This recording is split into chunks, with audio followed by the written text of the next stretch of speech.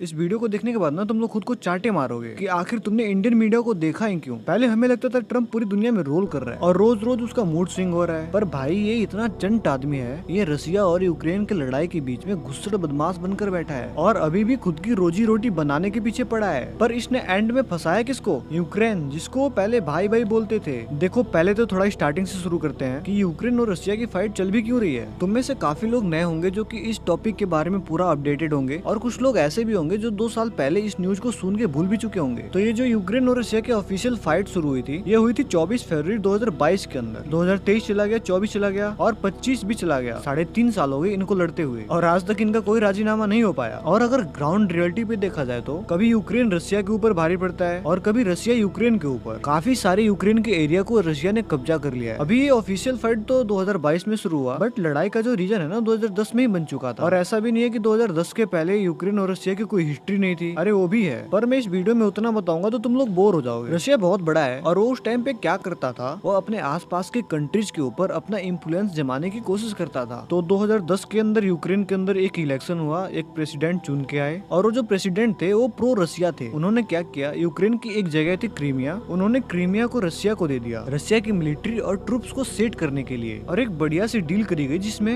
ये था कि रशिया क्रीमिया के अंदर अपना मिलिट्री बेस बना सकता है और उसी एरिया के अंदर अपना एयर बेस भी बना सकता है। और ये वाली डील सिर्फ इन्फ्लुएंस के अंदर हुई, जिसमें रशियन प्रेसिडेंट का इन्फ्लुएंस चल रहा था यूक्रेन के प्रेसिडेंट के ऊपर। फिर वहाँ के लोगों को कुछ दिन में समझ में आता है ये सब जो हो रहा है वो गलत हो रहा है, हमारी जमीन रशिया को दी जा रही है और रशिया वहाँ पर अपना एयर बेस और मिलिट्री को लाके खड़ा कर रहा है। और ऐसे ही यूक्रेन में अलग अलग विचारधारा के लोग पनपने लगे। इसमें से कुछ लोग प्रो रशिया होते हैं, कुछ लोग प्रो यूक्रेन होते हैं और ऐसे ही विवाद शुरू हो जाता है। और 2014 के अंदर जो पहले वाले प्रेसिडेंट थे वो इस बढ़ती विवाद को देख के भाग जाते हैं और फिर इलेक्शन होता है और एक ऐसा प्रेसिडेंट चुना जाता है जो एंटी रशिया होता है। इसको रशिया पसंद नहीं आता। उसका कहना था कि एक काम करो, जो हमारा क्रीमिया तुमने कब्जा कर रखा है उसे हमें वापस दे दो। लेकिन 2010 से 2014 के अंदर रशिया ने क्रीमिया के अंदर पूरा कंट्रोल कर लिया। रशिया के 2500 ट्रूप्स ऑलरेडी क्रीमिया के अंदर ही बैठे थे और रशियन ट्रूप्स का कहना था कि भाई हम तो यहाँ पे डील के अकॉर्डिंग ही बैठे हैं ना, और एकदम से आके आप लोग डील को कैंसिल करने का बोलेंगे तो ये सब थोड़ी हो पाएगा। लेकिन 2014 के अंदर जब सरकार को पलटा गया था उस टाइम पे काफी सारे लोग जो प्रो रशिया भी थे उन्होंने क्या किया, अपना एक संगठन बनाया और यूक्रेन के 2 स्टेट के ऊपर कब्जा कर लिया। अभी कब्जा करने के लिए तो उनको वेपन चाहिए, उनको पावर चाहिए, उनको पैसा चाहिए। और उस टाइम पे यूक्रेन क्या कर रहा था, उनको बैक फुट पे सपोर्ट किया जा रहा था इन सब चीजों को अरेंज करने में। और यहीं से यूक्रेन और रशिया के बीच में सीधा विवाद शुरू हो गया।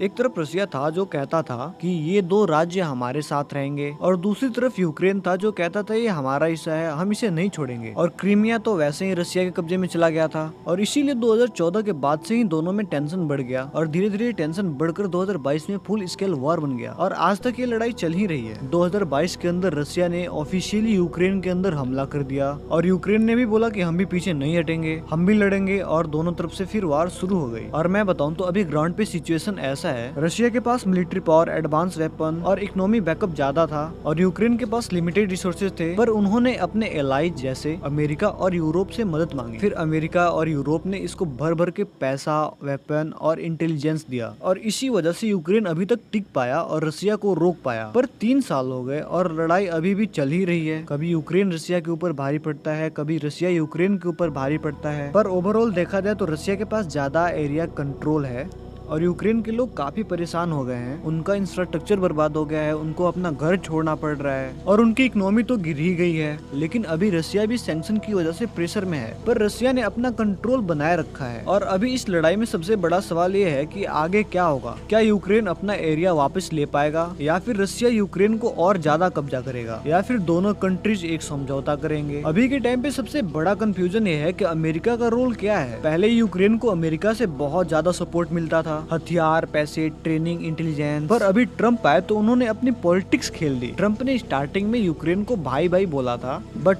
ट्रम्प ने भी अपनी अभी रोटी सेकनी शुरू कर दी। ट्रम्प का कहना है कि अमेरिका को अपने इंटरेस्ट पे ध्यान देना चाहिए, ना कि यूक्रेन के लिए रिसोर्स खर्च करें। और इसी वजह से यूक्रेन वीक हो गया और यूक्रेन बिना यूएसए के सपोर्ट के रशिया का मुकाबला नहीं कर सकता। और ट्रम्प को इन्हीं गलतियों के कारण रशिया को इनडायरेक्टली फायदा हो रहा था।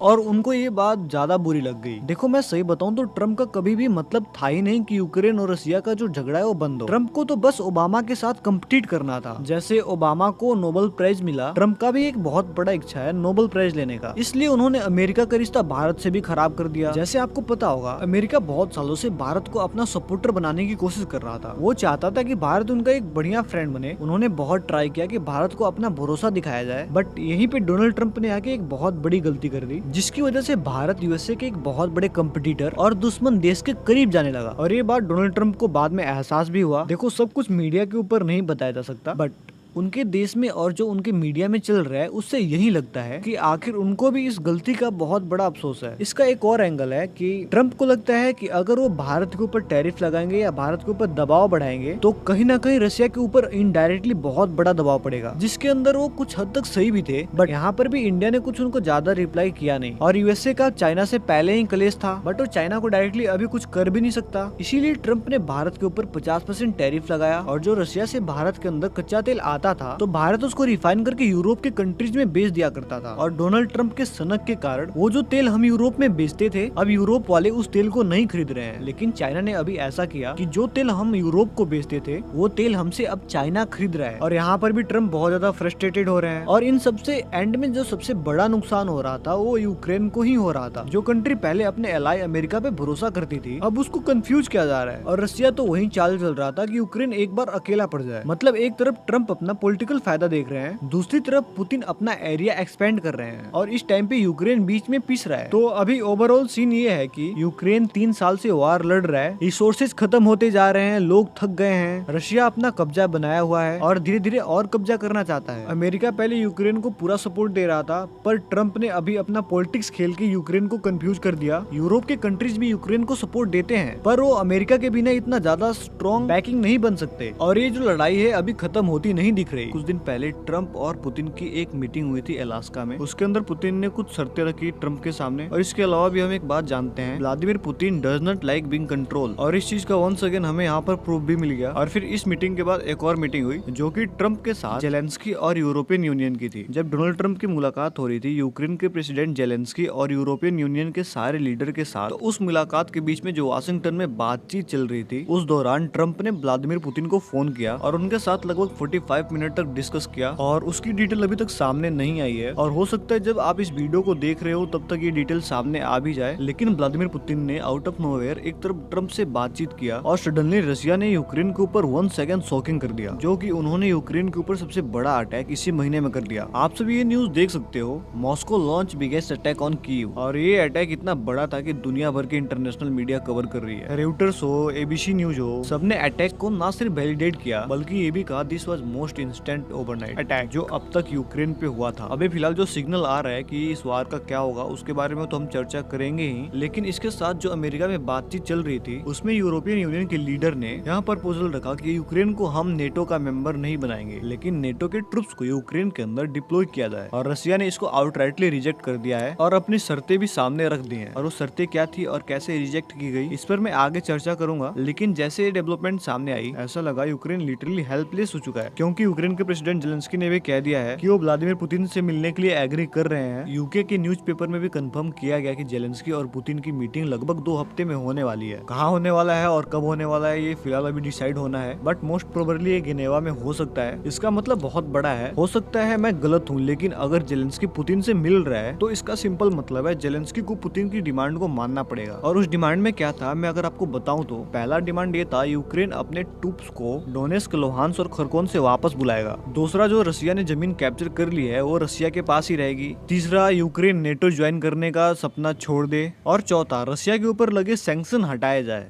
और ये मीटिंग होती है और डिमांड्स मान ली जाती हैं तो ये जो झगड़ा 3 साल से चल रहा है वो शायद खत्म हो जाए। लेकिन जेलेंस्की ने तो पहले ही बोल रखा है यूक्रेन अपना जमीन छोड़ने वाला नहीं है। लेकिन चलो फाइनली आउटकम अगले 2 हफ्ते में क्लियर हो जाएगा कि क्या होने वाला है। और यूक्रेन को जब तक यूरोपियन यूनियन और अमेरिका से सपोर्ट मिल रहा है यूक्रेन भी लड़ेगा। मतलब दोनों में से कोई कंप्रोमाइज करना नहीं चाहता।